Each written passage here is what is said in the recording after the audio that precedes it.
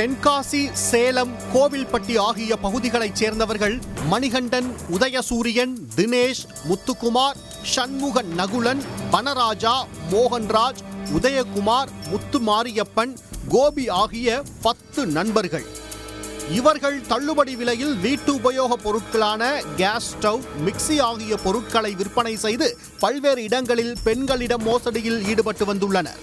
இந்நிலையில் இந்த நபர்கள் கடந்த வாரம் புதுவையை ஒட்டிய தமிழ்நாடு பகுதியான பெரிய முதலியார் சாவடியில் உள்ள ஒரு தனியார் தங்கும் விடுதியில் வாடகைக்கு தங்கியுள்ளனர். இவர்கள் அங்கிருந்து ஆம்னி வேன் மற்றும் இருசக்கர வாகனங்களில் வீட்டு உபயோக பொருட்களை கிராமங்களுக்கு எடுத்துச் சென்று விற்று வந்துள்ளனர். அங்குள்ள பெண்களிடம் தாங்கள் வைத்துள்ள பொருட்களின் மொத்த விலை 10,700 ரூபாய் என்றும், ஆனால் அதிர்ஷ்ட கூப்பன் மூலம் 6,700 ரூபாய்க்கு தருவதாக கூறியுள்ளார். கூப்பனில் ஸ்டார் வந்தால் அதிர்ஷ்டம் இல்லை என்றும், எண்கள் வந்தால் அதிர்ஷ்ட கூப்பன் என்றும் கூறியுள்ளார். நேற்று மரக்காணம் அருகே செட்டிக்குப்பம் கிராமத்தில் விற்பனை செய்துள்ளனர். இவர்கள் கூறியது போல் அதிர்ஷ்ட கூப்பன் வந்தவர்கள் 6,700 ரூபாய் செலுத்தி கேஸ் ஸ்டவ், மிக்சி உள்ளிட்ட பொருட்களை வாங்கியுள்ளனர். ஒரு சிலர்களை பிரித்து பார்த்துள்ளனர். அப்பொருளில் கூடுதலாக ஒரு ஜதை கொலுசு இருந்துள்ளது. இந்த கொலுசு பற்றி விற்பனை செய்தவர்களிடம் அங்கிருந்த பெண்கள் கேட்டுள்ளனர்.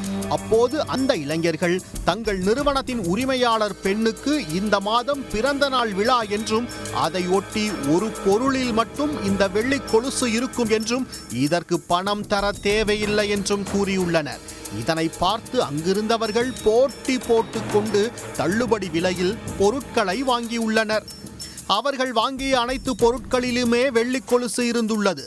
இதனால் சந்தேகமடைந்தவர்கள் அந்த கொலுசை அருகில் இருந்த அடகு கடைக்கு எடுத்துச் சென்று பரிசோதனை செய்துள்ளனர். அப்போது அந்த கொலுசு வெள்ளி இல்லை, அது திருவிழாக்களில் விற்கப்படும் பித்தளை கொலுசு என வட்டி கடைக்காரர் கூறியுள்ளார்.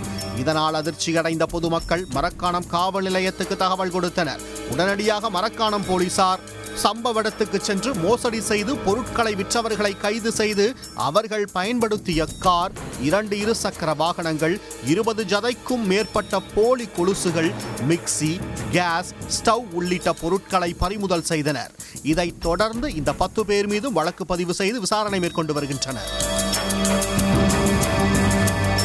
உடனுக்குடன் செய்திகளை தெரிந்து கொள்ள சன் நியூஸ் பெல் ஐகானை கிளிக் பண்ணுங்க.